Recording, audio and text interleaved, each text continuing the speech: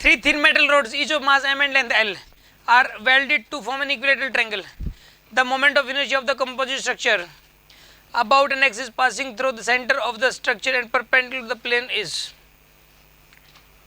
इसके अंदर पता है क्या बोला है कि 3 रोड्स हैं. पहले तो ना इसमें क्वेश्चन समझ में आना चाहिए. मोमेंट ऑफ इनर्शिया में प्रॉब्लम ये रहती है कि ये नहीं पता लगता किस एक्सिस के अबाउट निकालना है. ऐसे कंपोजिट स्ट्रक्चर है ये, ठीक है ना. और जो एक्सिस है पता है कहाँ से पास कर रहा है इसके अंदर. एक्सिस कहाँ से पास कर रहा है इसमें, यहाँ पे इसके अंदर जो एक्सिस पास कर रहा है ना वो इस तरीके से पास कर रहा है एक्सिस, ठीक है. ये है जहाँ यहाँ पे, और इस तरीके से एक्सिस पास कर रहा है. समझ आ गई ना बात आपको. मतलब कहने का ये है यहाँ पे कि इसके अंदर जो है ना यहाँ पे इस तरीके से ये इक्विलेटरल ट्रायंगल होगी. मास एम लेंथ एल, मास एम लेंथ एल और मास एम लेंथ एल. ये जो यहाँ पे ना सेंट्रोइड है, सेंट्रोइड में से एक्सिस पास कर रहा है परपेंडिकुलर, प्लेन के परपेंडिकुलर पास कर रहा है. आपको बताना है क्या इस केस के अंदर मोमेंट ऑफ इनर्शिया बताना है पूरे सिस्टम का. ये क्वेश्चन है. तो पहले किसी एक रोड का निकाल लो, फिर 22 मीटर तीनों रोड का बराबर होगा. यहाँ पे पहले किसी एक रोड का निकाल लीजिए, फिर 22 मीटर आप मतलब ये कह सकते हो कि तीनों का सेम होगा तो मल्टीप्लाई बाय 3 कर देना. तो पहले किसी एक रोड का कैसे निकालोगे आप, पहले ऐसा करो इस वाली रोड का निकालना है. जैसे आपको एक बात पता होनी चाहिए इसके अंदर, ये वाली डिस्टेंस होती कितनी है. ये वाली डिस्टेंस पता कितनी होती है आपको, a/√3 होती है. a/√3 नहीं होती है, हैं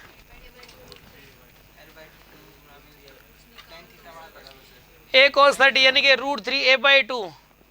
इसका 2/3 करना होता है, तो यहाँ पे 2/3 नहीं करना होता, इसका 1/3 करना होता है. 1/3 होता है इसका, यानी कि a/2 √3 होती है. ये वाली डिस्टेंस होती है a/√3. यहाँ से लेके यहाँ तक की डिस्टेंस होती है a/√3. ये वाली डिस्टेंस भी कितनी होगी a/√3.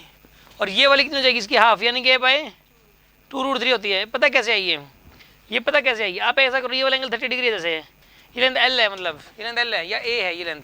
तो ये ए, तो ये कितनी हो जाएगी a cos 30. a cos 30 होगी.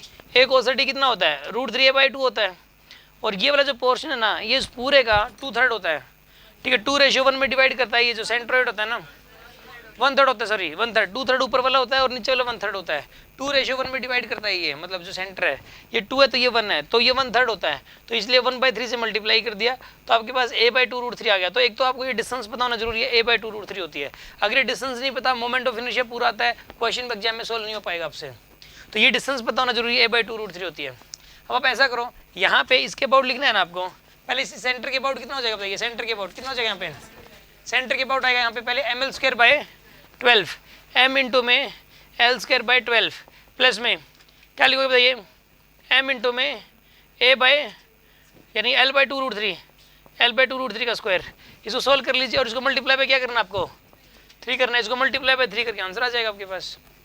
कोई डाउट है किसी के मन में, कोई शक. अभी कंटिन्यू करते हैं.